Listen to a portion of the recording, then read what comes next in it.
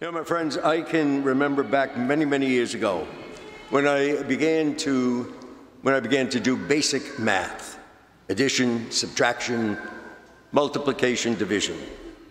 And those problems almost always had a very similar form, if you can remember back with me. Some numbers on one side, a blank or a question mark on the other side, and an equal sign in the middle. Before moving on to more advanced math, the first thing I had to grasp at a very young age was something simple. It was that these things on each side of the equal sign are the same thing in some way, that they are truly equal, just as the sign indicates, and that they're not different.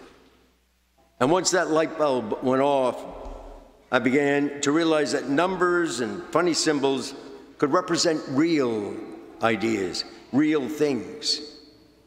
And I could use them to help me figure out stuff in the real world. You shall love the Lord your God. You shall love your neighbor as yourself. Now, there's nothing shocking about these words of Jesus in today's gospel. My friends, we have heard them so many times that they have almost become a religious cliche. Love of God, love of neighbor, blah, blah, blah, blah. And for how complicated religion can sometimes be, that sounds rather simple, doesn't it? We only have to learn to do a few different things. So my guess is that most of us like to focus on the first one, the love of God stuff. And the reason why we like to focus on this is because it seems to be a whole lot easier to do than the second one. It's vague, it's non-specific, it's impossible to measure, and it might not take much of our time. Just enough time to say a few prayers, attend a few masses, give up a few things, put a crucifix on the wall. Not too bad at all. But there is just one small problem with that way of thinking, my friends. You see, Jesus was not talking about two different things. You see, faithful living involves deeply understanding that those two things are not two things at all. They're one. They're the same, equivalent, a package deal. We really cannot have one without the other. You know, we could very well write them with an equal sign between them. Love of God is love of neighbor. Love of neighbor is love of God. And so the reality that love of God and love of neighbor are the same means two different things, two important things.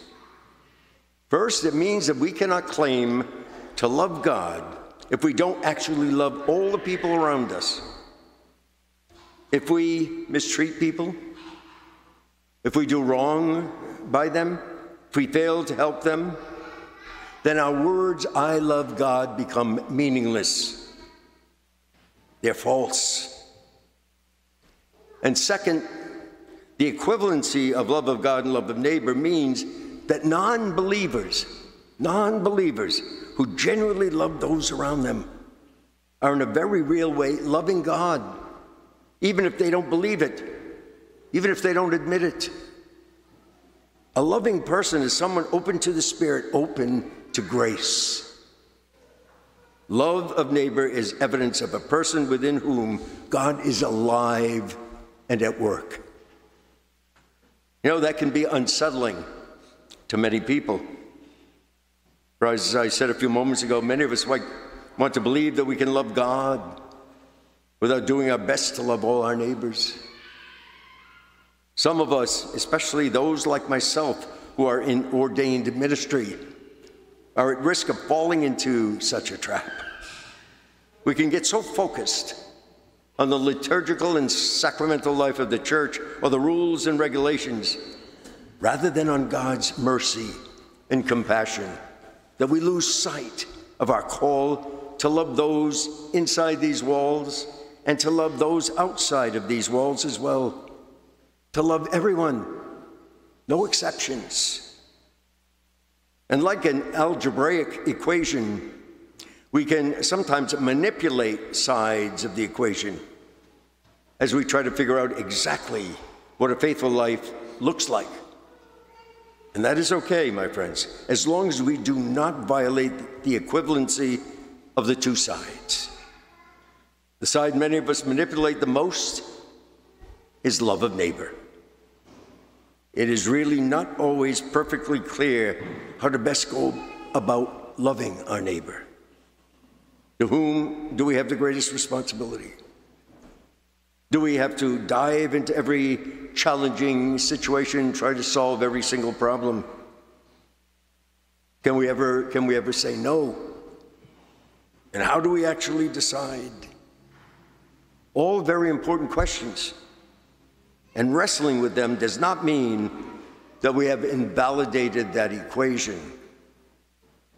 But we can invalidate that equation in two main ways: by breaking two of the rules, so to speak. First, our motivation toward others must always be love. Always. Not just sometimes, but all the time. And secondly, we must stop looking for excuses, stop trying to come up with reasons for not helping, for not caring, not forgiving, not comforting, and not loving. When we do that, we can no longer confidently and validly claim to genuinely love God. My friends, love of God and love of neighbor, let us truly see them for what they are, the very same thing, equal. And so let's not try to somehow claim to be doing the easier one, while at the same time ignoring the tougher one.